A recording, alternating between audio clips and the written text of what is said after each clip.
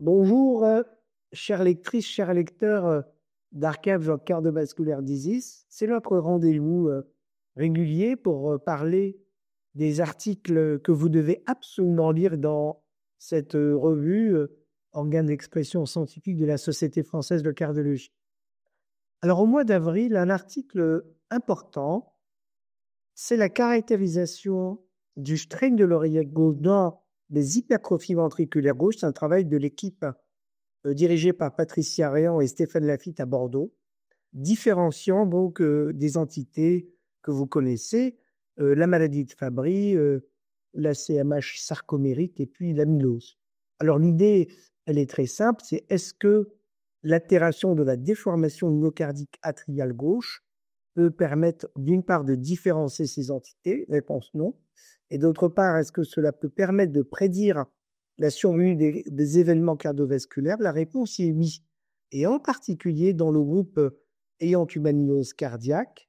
Et vous savez que dans l'amylose cardiaque, il y a une infiltration pariétale atriale qui est d'ailleurs la source également du risque thromboembolique accru. Donc retenez que le strain de l'oreillette gauche est associé au risque d'événements cardiovasculaires, en particulier chez les patients une hypertrophie ventriculaire gauche liée à une amylose cardiaque. Le mois de mai 2025 est un mois particulièrement riche pour notre revue. Et là, je prends la liberté de vous parler de deux articles. En effet, il y a d'abord un article qui va faire date. C'est l'article de l'équipe de Patrick Henry, dirigé par Patrick, sur son sujet d'expertise qui est le diabète en général avec le risque cardiovasculaire. Et en l'occurrence, là, c'est les modalités de prise en charge d'un patient diabétique hospitalisé pour un événement cardiaque aigu en soins intensifs. Donc, c'est une prise de position d'experts français permettant de faire fructifier le dialogue entre cardiologues et diabétologues. Alors, c'est une revue de la littérature avec des préconisations. Donc, je vous invite à bien regarder cet article. D'abord, sur la possibilité de différencier le bénéfice cardiovasculaire en fonction de la classe de médicaments antidiabétiques, avec une prépondérance dans l'efficacité des inhibiteurs SGLT2. Et d'autre part, très importante prise de position sur quand peut-on ou doit-on appeler un diabétologue, soit à la phase aiguë de l'hospitalisation en soins intensifs, soit juste avant la sortie en fonction de paramètres biologiques et cliniques qui sont décrits, soit au décours de la prise en charge en soins intensifs. Et donc, ces préconisations algorithmiques sont particulièrement utiles pour la prise en charge de nos patients en situation instable cardiovasculaire. Et puis, dans ce même numéro du mois de mai de Archives, un article de la même équipe, cette fois-ci c'est Nathan Elbez, qui a fait un très beau travail, qui fait suite aux travaux de TEPZ sur la thématique d'importance qui est le rôle donc des toxiques récréatifs, comme l'on dit maintenant, dans la genèse du syndrome coronaire aigu. Vous savez que déjà les patients ont du mal à dire qu'ils ont consommé un toxique, et donc quand on les teste, on le trouve avec une fréquence anormalement élevée. Et d'autre part, naturellement, cette équipe experte en intelligence artificielle s'est posé la question naturelle de est-ce que l'on peut prédire la positivité d'un test urinaire positif à des toxiques qui sont donc réputés récréatifs, avec évidemment la prépondérance pour le cannabis, hein, comme vous le savez, avec un degré moindre en France de la cocaïne, des amphétamines et la 3,4-MDT. Donc vous savez que c'est une vraie interrogation eu égard à la difficulté qu'ont nos jeunes patients de reconnaître la consommation.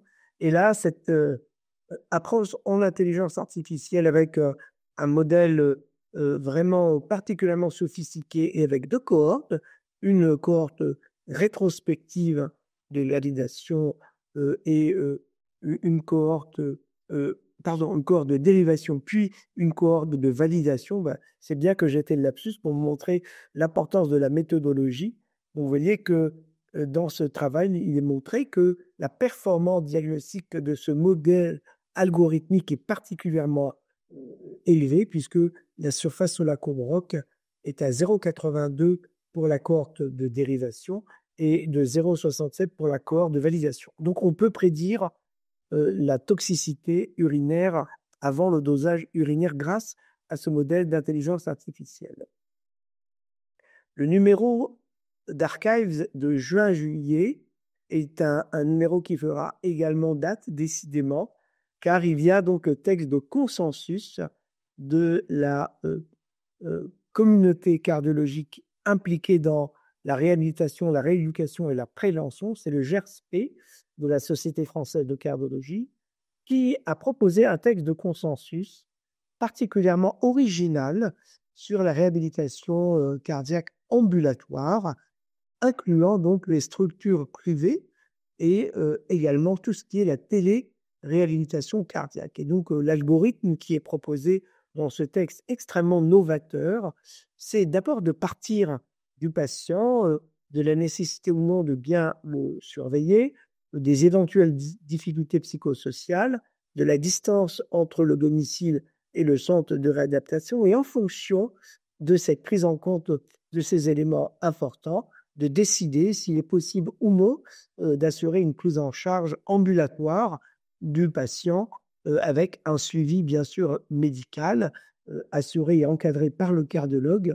Il s'agit vraiment de la prescription de la réhabilitation qui est particulièrement importante dans les pathologies cardiovasculaires. Et donc, en prenant en considération ces paramètres, la distance entre le domicile et le lieu donc de la réadaptation, et puis aussi l'état d'un patient, son isolement éventuel, sa fragilité, il est possible donc de lui proposer plutôt, par exemple, dans le cas que je viens de décrire, une prise en charge par un groupe multiprofessionnel. Voilà des données vraiment importantes résumées dans ce numéro d'Archives of Cardiovascular Disease que je vous invite de toute urgence à consulter. Merci et à très bientôt pour notre rendez-vous trimestriel et mensuel. À bientôt!